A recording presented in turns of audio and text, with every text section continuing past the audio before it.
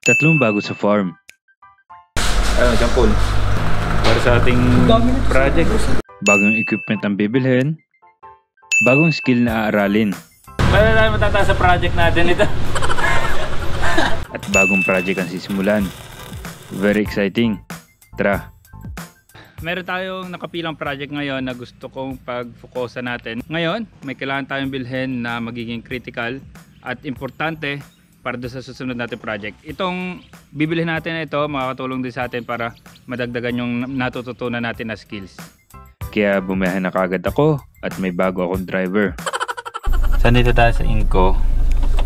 Titingin tayo dito ng... Tingin na tayo. Para tingnan kung makakabili tayo ng ating pakay.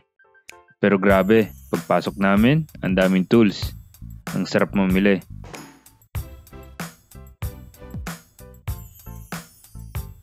Kaso, focus muna tayo.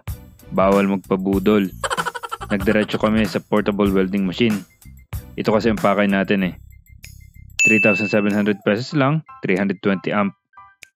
Napatanong na rin ako ng generator na aking nakita. Ano pinakaiba ng price pag diesel sa gas? Bali mas pricey po ang diesel. Nakapila kasi ito sa project natin. Magkano ang price ng E2? Nung diesel po, ay sa nasa 120 po yan. Oh. Kaso ang mahal pala nito, ipon muna. Kaya balik tayo sa ating pakay. Pasok naman sa budget at very portable siya, nasa outlet lang sinasaksak. Eh di go na. In-unbox na kasi itatry din to eh. Sa package, Yung ground, yung electrode holder, tapos yung steel brush, saka yung holder po ng face shield. at pamukpok. Mismong unit at face shield. Mukhang okay na sa price range. Lalo pa at matatry natin kaysa naman sa mga online shop pa. Dinemo pa.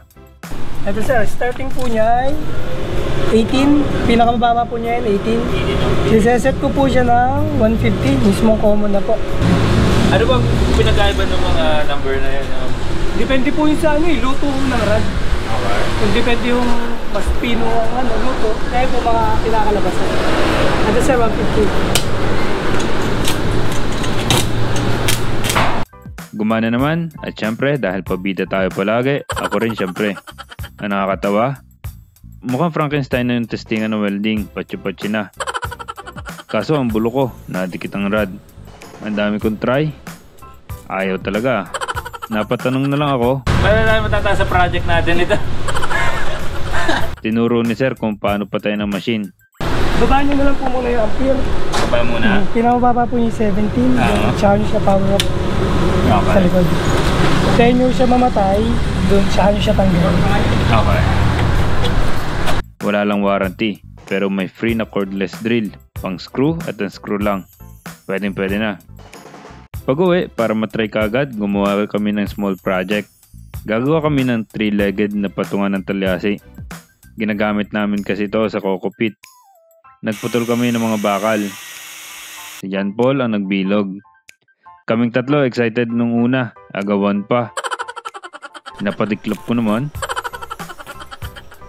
Mabilis kong naidikit ang putol ng bilog. Ng mga paanang inilagay, dito kami natagalan, as in. Timo naman ang daming idiniklop nung kay John Paul pero hindi man lang dumikit ang bakal. Akala namin pag dumiklap at may dumikit na bakal, pwede na. Yun pala, it is more than that. Dumikit ang pangalawang paa. At pangatlo. Napasarap sa welding, kala namin ganun kadali. Naglagay pa kami nito, pero 30 minutes na, ito pa lang yung nalagay namin. Natanggal ba yung isa?